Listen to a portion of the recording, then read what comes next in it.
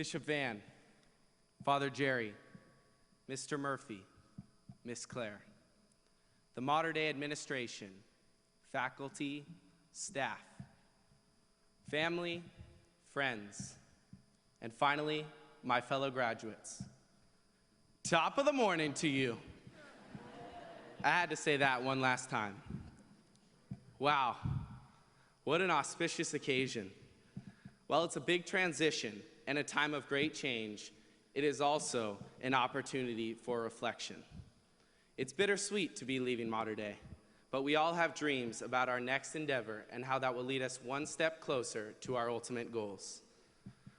I'm reminded of an important piece of advice given me repeatedly during my childhood and demonstrated by my grandfather, from whom much is given, much will be expected. Thanks, Poppy. While the profundity of the advice was lost on me as a child, as I stand here today, the words have never rung more true. We, class of 2015, have been given much, all of us. We have been given the great gift of 4 years here at Mater Dei. 4 years of learning, 4 years of spiritual enrichment, 4 years of support and encouragement, and we are well equipped to go out into the world and meet those high expectations. The preparation for this day began years ago at home with our families. One of my earliest childhood memories was every Tuesday morning, really early, I would run outside in my blue pajamas with rockets on them, with my bare feet and bedhead, carrying my trusted blanket, Bluey, to talk to Mark, our trash man. I loved the noise of his truck hoisting the cans and dumping them. I loved to run alongside as the truck moved slowly down the street. I never missed a Tuesday, even when I was sick. I had no tests to worry over or applications to complete. I didn't have any calculations or lists of pros and cons. This wasn't a big decision that I was making. I didn't have to think how I would feel next year or 5 years after that, or worry that what I was interested in might not translate into a lucrative career. What was your dream? I think the poet Robert Browning had it right when he said, "The aim, if reached or not, makes great the life. Try to be Shakespeare and leave the rest to fate." All of our unique life experiences change us and mold us, and there has been no better or more formative influence on our dreams today than our last 4 years here at Mater Dei High School. Think about when we arrived here in August of 2011. We were greeted by Jacob Conway saying, "Up and at 'em, Mater Dei," and we dove in. Kelly Clarkson's "Stronger" was the #1 song, and I think Kelly captured well how it felt to be a Mater Dei freshman when she sang, "What doesn't kill you makes you stronger, stand a little taller." Moms, dads, siblings, or carpools drove us to buy our books and get our lanyards. There were a lot of things to figure out. Passing periods were 5 short minutes, and we were scared of getting detentions for being tardy. We got our own iPads. Mater Dei was on the cutting edge as the first high school to implement a 1-to-1 iPad program. We were innovators, and we felt like part of something big. We quickly learned that every high school opponent considers Mater Dei its #1 rival and is determined to beat us.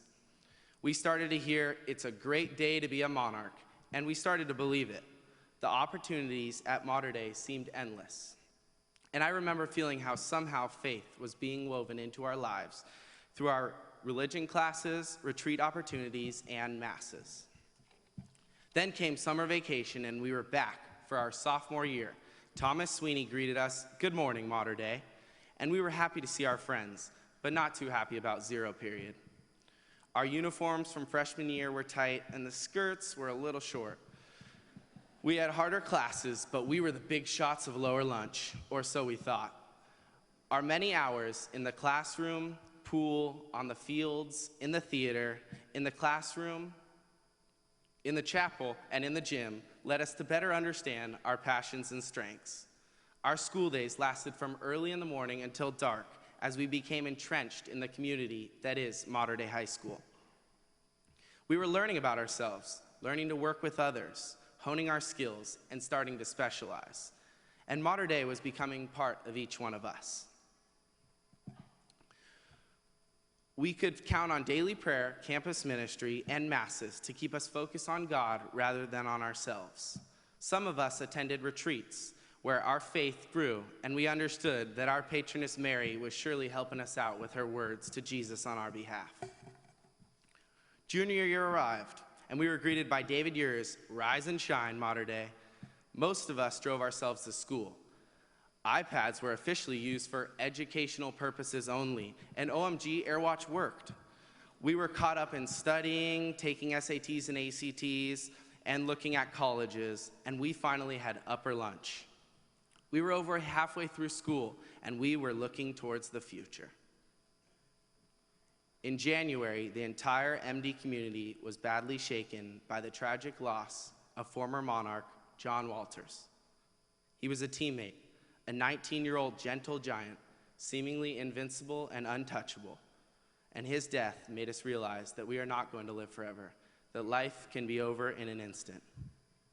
It gave us a new perspective, and we became just a little more serious and a little more appreciative. As we built our college resumes, we began to realize that we were more than grades and scores. MD is a different place. Here, we are also encouraged to have excellent character and good morals, in addition to the classic resume virtues. We are a faith community, and we have people like Miss Steves who radiate inner goodness and inspire and encourage us to do the same. It is those inner intangible virtues that make us who we really are, and it is those virtues that will carry us into our futures. Those are truly the critical gifts of Mater Dei. Every day we saw the face of God in our teachers, administrators, and coaches. It was powerful to know that so many good and godly people were pulling for us and praying for us. Being part of this faith community is a huge blessing. Then we woke up, looked around, and it was August of 2014, and boom, we were seniors. Every adult was asking the dreaded question, where are you going to college?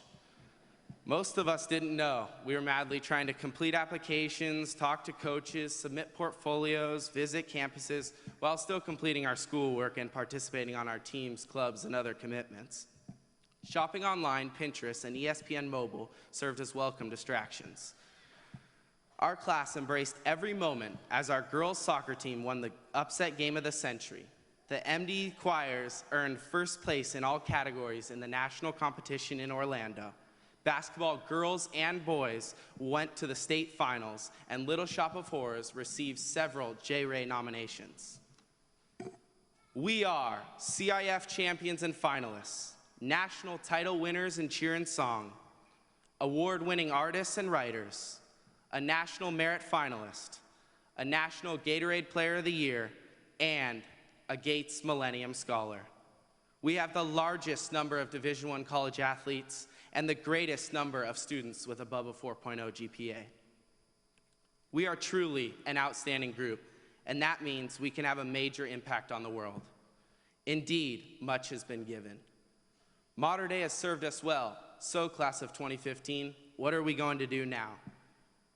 As we leap off into the vastness of the future, we are faced with a world where everything is driven by fame and money, where the number of followers you have is more important than the substance of your character or even your real accomplishments, and where people prefer to be served than to serve others.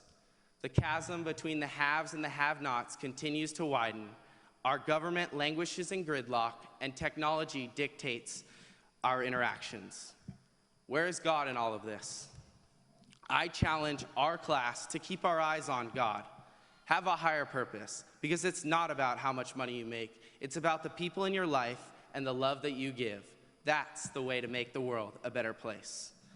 I look out at the class of 2015, and I see great potential for great impact. Oh gosh, lost my place. Too many pages. Ooh. All right. Let's set aside the calculations and lists of pros and cons and take the lessons learned here at MD and parlay them into even bigger dreams. Don't be discouraged or safe or jaded. Go forth with confidence. Go forth with love. We have the incredible Mater Dei community propelling us forward.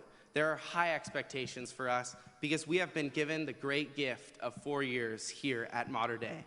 Let's move forward with grateful hearts, and let's not waste it. We know it's a great day to be a monarch because every day is a great day to be a monarch. So, fellow graduates, remember these words from the Gospel according to Luke. From everyone who has been given much, much will be demanded. Thank you.